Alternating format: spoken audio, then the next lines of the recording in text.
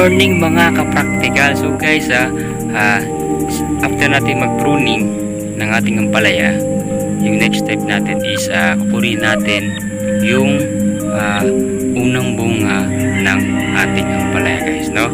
So guys, kung gusto nyo guys yung ganitong klase ng channel, huwag kalimutan munang mag-subscribe. Oh yeah, click the notification bell and paki-like na rin po nitong ating video. So guys, tara, punta tayo sa ating ampalaya at tanggalin natin yung mga unang bunga. So tara. Alright, so guys, ito na tayo guys sa ating ampalaya. Tatanggalin natin yung mga unang bunga ng ating ampalaya guys. Yung purpose natin guys is para makapag-focus muna sa pagsanga yung ating ampalaya, yung kanyang mga vines dito sa taas nitong kanyang gapangan. Kasi guys, pag hinayaan natin lumaki, for example ito guys, no, itong hinawakan ko, unang bunga ng ating ampalaya, is makakapag-focus yung energy or yung nutrients na na-absorb ng ating tanim papunta dito sa bunga. So guys, mag-focus dito yung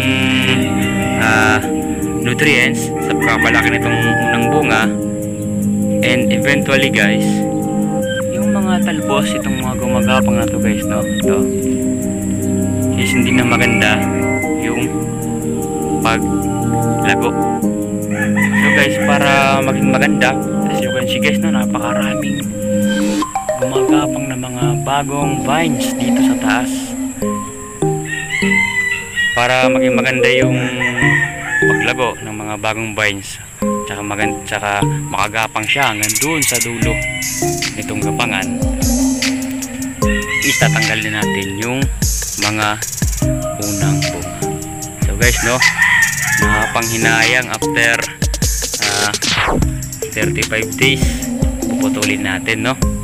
So guys, so nakapagtaka, no, yung traditional way guys na ano, yung traditional way na pagtatanim ng ampalaya is hinahayaan lang na lumaki itong unang bunga.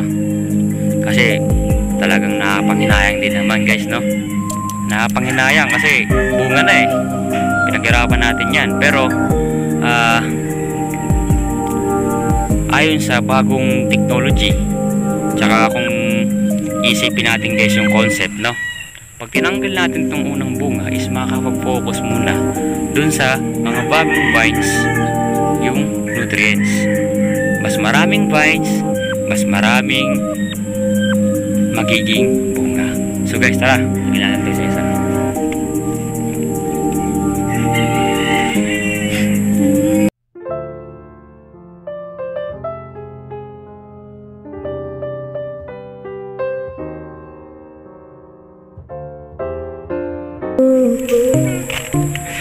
Sayang guys, no, ito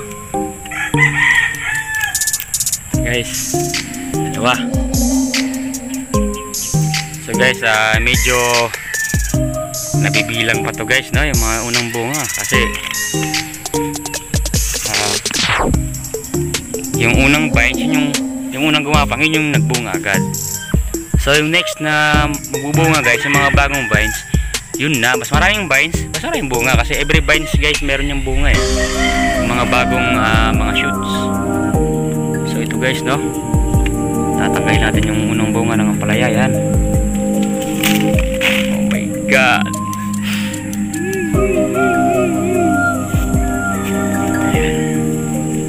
yan guys, no,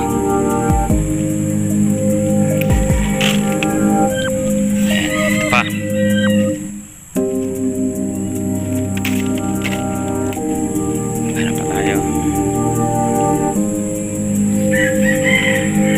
Guys, yung nakuha natin sa ngayon is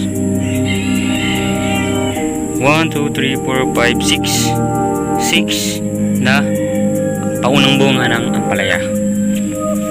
Imagine guys, no, makakagulay agad tayo, makaka-harvest tayo pero iilang peraso lang. Kasi guys, ito yung mga unang vines na umakyat. So kung titignan natin ngayon guys, yung mga bagong vines. Kaya natin yung ating camera dito sa taas, no? As you can see,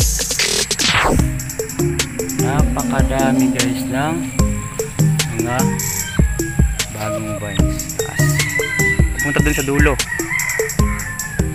Let's say guys na kada isang vines is magbunga ng isang palaya.